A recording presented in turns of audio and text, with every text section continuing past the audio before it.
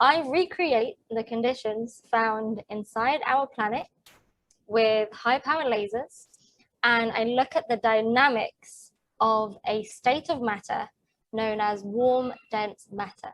So this is a state of matter that is in between solid and what the sun is made of, a plasma. Right. So I think a lot of people have this misconception of, or might not realize that, they might have heard of solids, liquids, gases, good. They might have heard of plasmas. So plasmas are things like the candle flame or what the sun is made of. But there are so many other forms of matter, because essentially what matter is just a formulation of pressure and temperature and how the atomic structure changes when you tweak those things. Yes. And so for me, I'm interested in something that has a cold lattice. So if we think of like, I don't know, like a salt structure, you've probably seen that there's like crystals and you have your atoms and they're kind of arranged, in a periodic way. But then you have your electrons. And so in a crystal or a solid, they're all kind of ordered. But in warm, dense matter, the lattice, so the actual like base atoms, are cold, but the electrons are hot. So those are whizzing around. And then if we heated that up even further and really break the bonds between the kind of nucleus and the electrons, that's when you get a plasma. So I actually look at that in-between phase, the warm dense matter phase, and that exists within the interior of our planet, the interior of Neptune, the interior of Uranus. So it exists in these planets, but obviously it's hard to go out and put a probe. It costs money, it takes time. And I don't think we have probes yet that will withstand, those extreme environments to actually probe the interiors of these planets. So instead, what I do is a form or a field called laboratory astrophysics. So that is basically recreating conditions that are found on astrophysical scales. So that could be, stars, looking at stars, and I've done that previously in my right. bachelor's degree. But you could be looking at interiors of planets, things like this. And previously in my lab, we've looked at, I think this was when I was applying for my internship, I had to tell the officer at the boundary between the US and the UK, and I told them that I was making nano diamonds. So I was making diamonds in the lab, and this was to mimic the diamond rain that is supposedly happening in Neptune. So right. We managed to make nano diamonds inside the lab, and that's I think one of the most famous experiments that our lab has ever done. So definitely check that out. I used to work for Forbes, and I have a Forbes article that explains that research. That was really cool to think about, how we can create these conditions and find out what happens in space without going out there. And the reason we can do that is because the physics on the small is the same as the physics on the very large scale. Precisely. And so what we do is we use scaling laws to basically say, okay, we have this lab experiment. Now we extend it to these astrophysical scales and basically predict from what we found out experimentally, what we kind of thought about, what we made theoretically, what did we think would happen? And then we compare those. And then that's how we can find a way to find out what actually happens in space.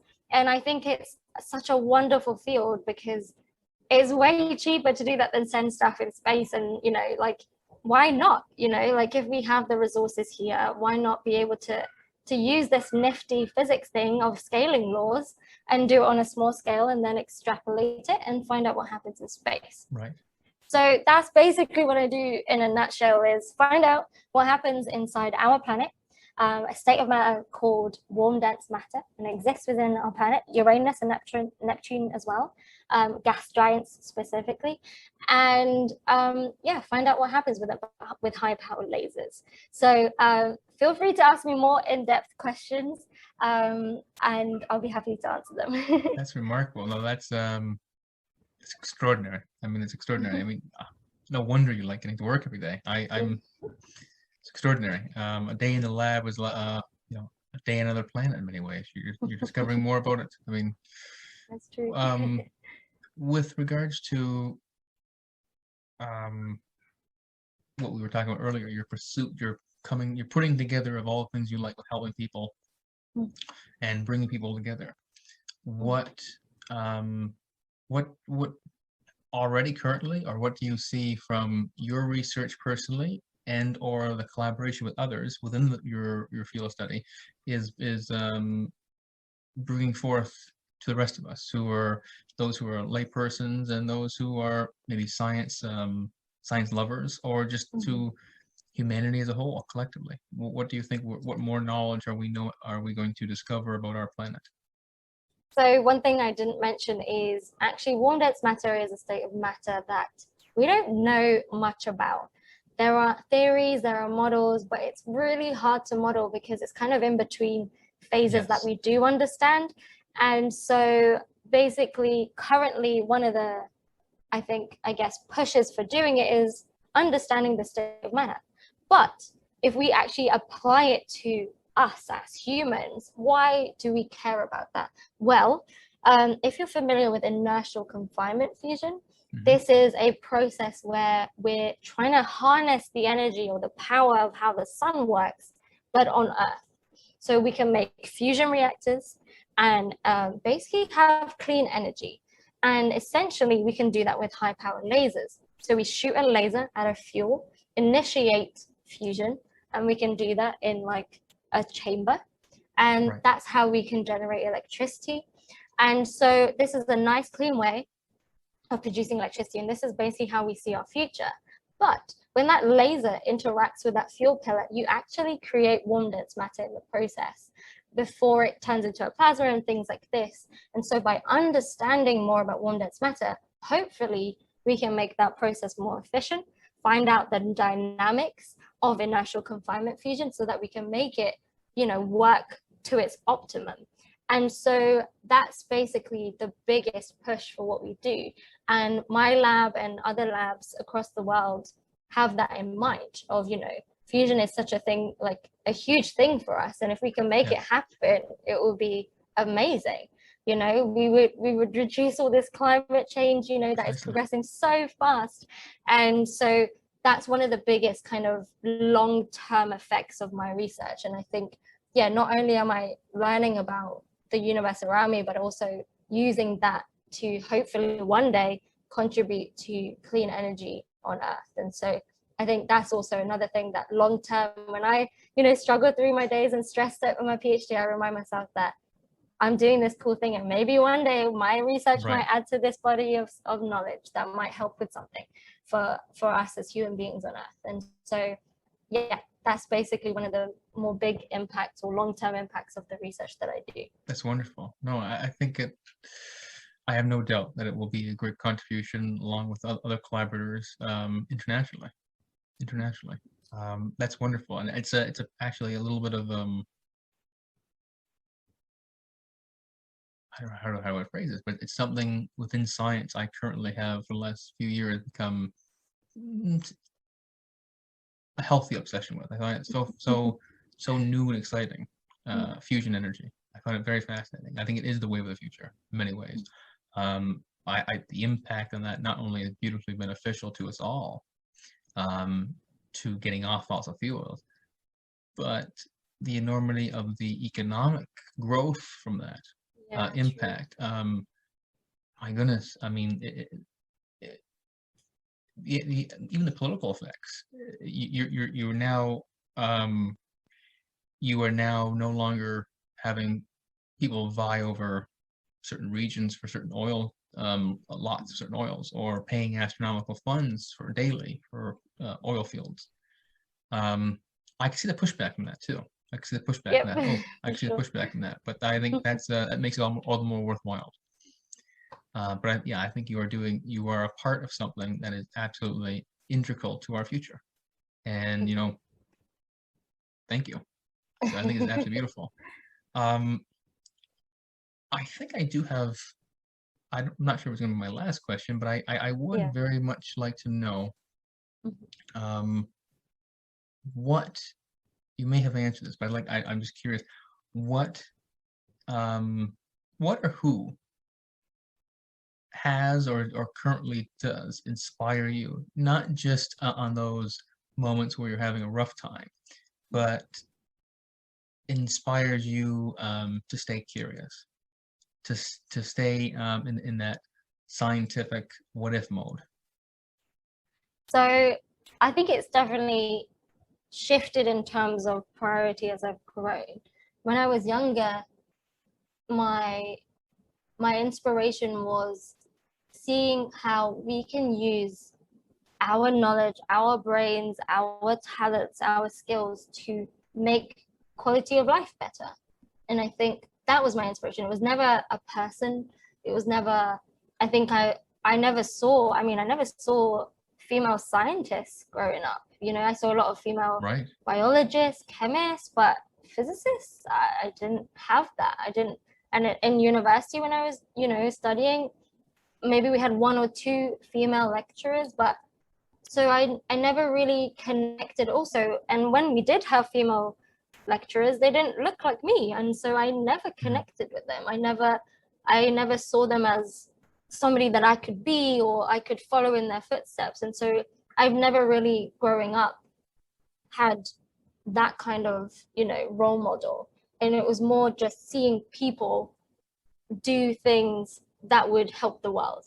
And I was always driven by that. And reading stories of how people have used their minds, their talents, their skills to make a change. And I think like realizing that, I think I don't know, I must have seen some videos or read some stories and blog posts of people doing that. And that fascinated me because I was like, why am I sitting on my ass reading, like, I don't know, a comic that doesn't, help me make a change? And then I basically only really read science things because I don't know, for me, I find that intriguing and fascinating. And like, if that helps my research, or when I was younger, it was all about like reading about how could I make a change as a young person, and whether that was helping, a volunteering program or whether that was doing research. I always have that kind of mentality of helping make people's lives better. Right. And I think, growing up and seeing my parents not have that much money, seeing my parents like move countries and, their struggles of learning a new language, and I'm very people oriented. And I think I love helping people or seeing other people grow. And I think we're very similar in that case. Like we like to see other people's growth. Absolutely, yes. Yeah. And I find that really important. So that was my motivation when I was younger. Exactly. But now being almost at a like professional level in science, like I'm still classified as a student, so I don't see myself as professional yet. And I see women that have kids or women that have moved countries, and because I have moved countries now and the struggles of that, I think those are my role models around me, is people showing up and staying in academia. Right. Those people that, are going through other struggles or biases or whatever it is, and, kind of just owning it and being their own boss and staying, because correct me later, but I think the percentage of women that stay in academia is like close to 17%, so about 20, which I'm not sure if is that American or British statistics? I'm not. I think it's British. British statistics, yeah. I know that. I know I'm more familiar with British statistics on things. That I find. But yeah, definitely check me. Yeah. I don't know for but sure. I think it is. I'm not even sure the factor necessarily, but it is up. It's up where it's up at that level. I'm not sure the exact percentage, but it's up that high. I know a friend of mine. I'm not going to mention her name. I'm sure she wants to be mentioned on a podcast. But a friend of mine in the UK, she studies counterterrorism. She focuses particularly on it's family-oriented and community-oriented. Her focus of study. It's a very, very beautiful form of study. Actually, her focus, preventative measures as well, but also helping, assisting families, friends, people who, if they see signs, to report. They see signs, so forth. And she just recently is on maternity leave. She's only using her PhD. Has never been able to use her PhD title yet in person. She's on maternity leave. She said, I probably won't use it. I'm just going to use it for this. And it's amusing. And actually, at one point, when she has time, she's going to be on the podcast as well. Yeah. So she's I'm a looking forward to really, that. wonderful individual. Loves poetry. I mean, we have a lot in common in that regard. Her perspective on a lot of things is just it's refreshing, especially considering the Yeah, field she's I in. love that. Yeah. Yeah, so I think, yeah, I mean, there's so many factors that don't come into play. That don't come into play for a man when it comes to a career and so forth. You're going to have children. You're going to have time off from that, and it's all those elements that, as you were saying, can be very deteriorating. Well, okay, I've been out of it for X, Y, and Z. I don't want it. Maybe I shouldn't go back into it. I don't know if I can. I'm rusty. Don't think that way. Yeah. I mean, Yeah. I love lately more than ever. Oh, if there's ever anything good to see on Twitter, I think it's recently, when I've seen photos of, I don't necessarily even know them, academic individuals, females Yeah. who I love. have their, Yeah. giving a lecture in one respect, and then another arm holding their son or daughter. I'm like, damn right, I love Yeah. it. I love that. Yeah. And it's not just the fact that I love the fact of seeing that as a playing multiple roles, but you're also encouraging Like that child owning to, it. yeah, Just, you're owning it. yeah. I love Just that. It's owning it. beautiful. Yeah. Own it. It's great, and Yeah. there should be more of that. A great deal more of that. It's not only the fact that inclusive, but you're owning who you are without, Yeah, and not being yeah, ashamed of it or hiding who you exactly. are. And I think that's why I look around Yeah, me, and I think I have so many of those people. And I think, yeah, yeah, for me, those are my role models. Is just people owning who they are and their position in life, and not being afraid to show it. And I think yes. I really appreciate that. Right. I think you yourself, I mean, just coming from someone who is, full disclosure, we've only known each other in a virtual sense, but Now that you comes know across. everything about me. Yeah. it it generally comes across that way. It's I'm smiling so much because it's you you live your philosophy. You are authentically you, and it's refreshing to see that. It's refreshing to see that at such a high level of academia. It's refreshing to see that with the impediments, the barriers that you have run through, crashed through. You just full out gone through. I love that. I think it's absolutely beautiful. As I was saying before, I think that I'm gonna describe you, if you don't mind me saying it, as a process of beautification.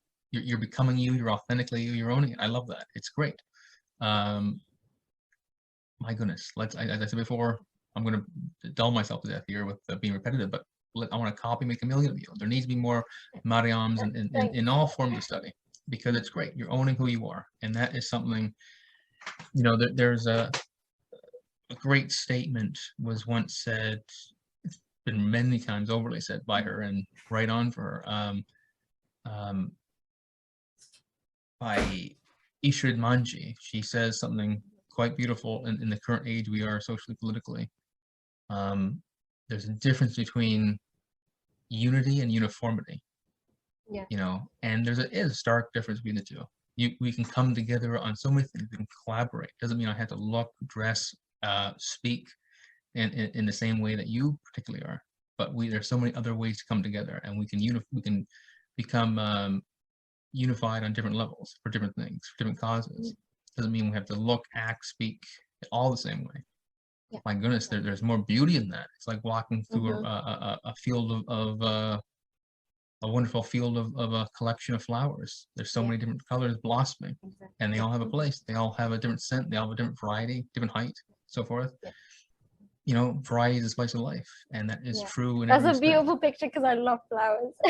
Oh, go to my. I'm always in that poetic respect. I wear two hats too. I'm half poet, half philosopher, for full-time curious individual. But I think that is absolutely it's one of the things, we don't realize how beautiful it is, whether it be in the lab or outside the lab. As we initiated the conversation, we're saying that individual, but any person who wants to just downgrade or denigrate someone just to the empirical qualities of them, it's like, really, you're missing the point. I mean, I would even go so far to say it's not a matter of why even use the word race? Just say different ethnicities, of course, obviously different skin colors, because of, do you not understand evolution? Do you not understand biology? Do you not understand, different places in the world, different, heat varies, you know. So I mean, it's just silly to me. It's like I think my way of surpassing it is I always just, oh, it's beautiful. Why would it be Yeah. beautiful? You know, the variety of language, variety of people and their perspective, their stories that I couldn't necessarily have. Like, it's amazing.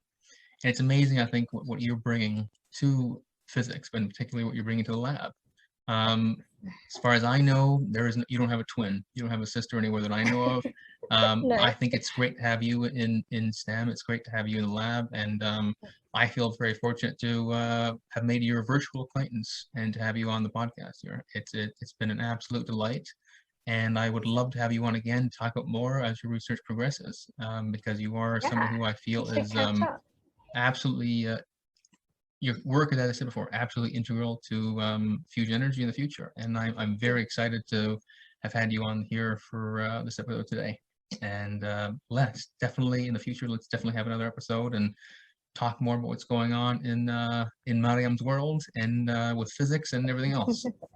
Thank you so much, Mathew. I just want to say thank you for giving me this platform and for giving me the time to speak my voice and let me be heard and, you know, be understanding and listen. And I think, like we said before, that's so important. And I think my final words for anybody that's listening is remember you're special. And I think I can't say that enough, because there are horrible people out there, but there's also wonderful people out there. Find your community. You're special, you're talented in so many ways, and just embrace that and embrace who you are. And go on and do amazing things. But thank you, Mathew. You're a great person with great insight and beautiful ways of saying words together in a sentence. Thank you very much. No, it's the honor is all mine to have you on here. It's an absolute honor, and I appreciate you being on here. And till next time.